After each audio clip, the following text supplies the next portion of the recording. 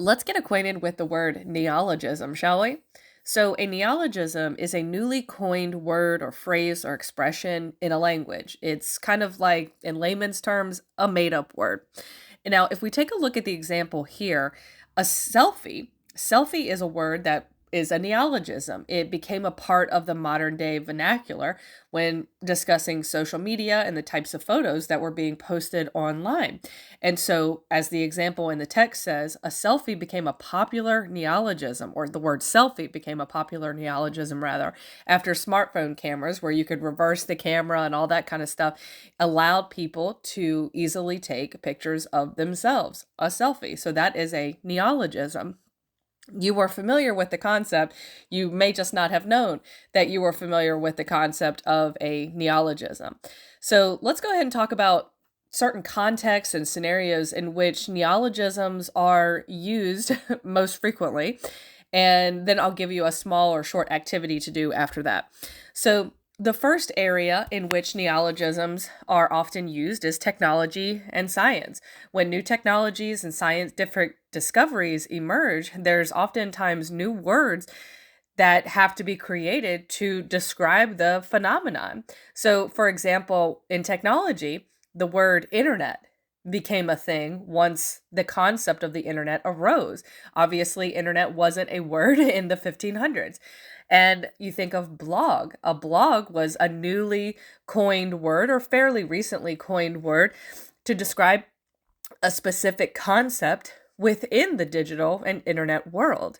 Neologisms are also used in literature and creative writing. You'll see neologisms a lot, especially if you read fantasy or science fiction. There's going to be lots of phrases in those books or TV shows that you may watch that are used specifically in that fictional world. And they give a unique flavor and a unique voice to what is being expressed in the book in a very interesting novel way. So an example would be like the word quirk, okay, from Finnegan's Wake.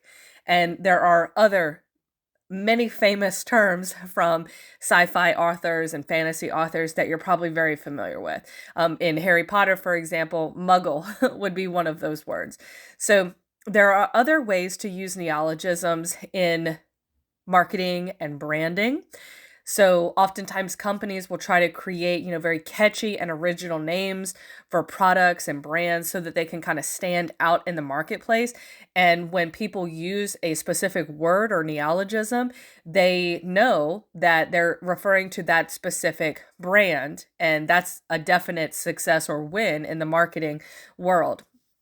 These words, neologisms, are also used in popular culture and in media. So you might see words like bromance after reality TV shows.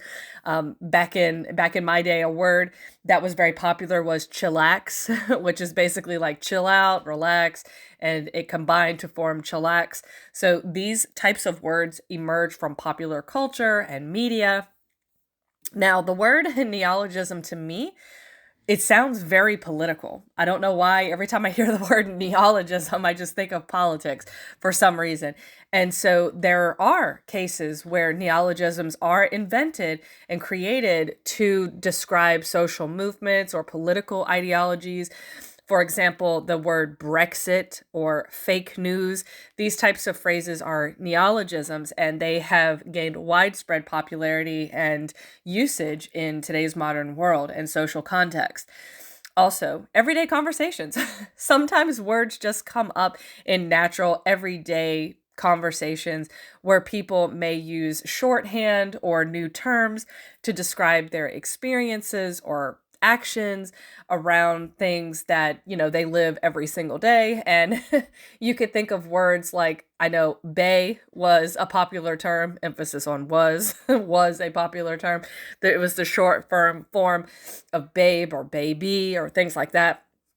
And of course, there's many, many, many other ones that are very popular with Gen Z and with Gen Alpha that people use all the time. So neologisms are great tools to use in writing, and they can definitely help to convey pretty complex ideas in a very simple way that adds a layer of flair and creativity. And so, as far as the activity, that you could do is for writing, imagine a story in your head, and you don't have to write the whole story, but try to write a paragraph or a sentence that uses a neologism that you just created. Now, the key here with neologisms in stories is that the context is super, super important. If the reader cannot tell what the neologism is in the story and what it refers to, then it's not as effective and it's certainly not as catchy because the reader is going to feel disoriented whenever they see that word. Okay, so when you write your sentence or your paragraph that uses a neologism that you create, you're going to invent this word. Okay, so be creative, but it definitely needs to have some context to it. Okay, now this is a example that I wrote. It is definitely not the greatest sentence ever. I just wrote it on the fly. And it says this. It says, "The dribble knots are here," said Kate. You might think that this refers to an inside joke, but no. It was, in fact, a well-known term for those who couldn't do our jobs, but told us everything that we could not do. No class parties, no food days, no outdoor excursions. What most people referred to as administration, we all called the dribble knots, right? So just a simple example there, and go ahead and create your own word in your own sentence and see how it goes. Okay, great. Talk to you soon. Bye. When you're ready to schedule your one-on-one tutoring session, visit www.turningthetidetutoring.com.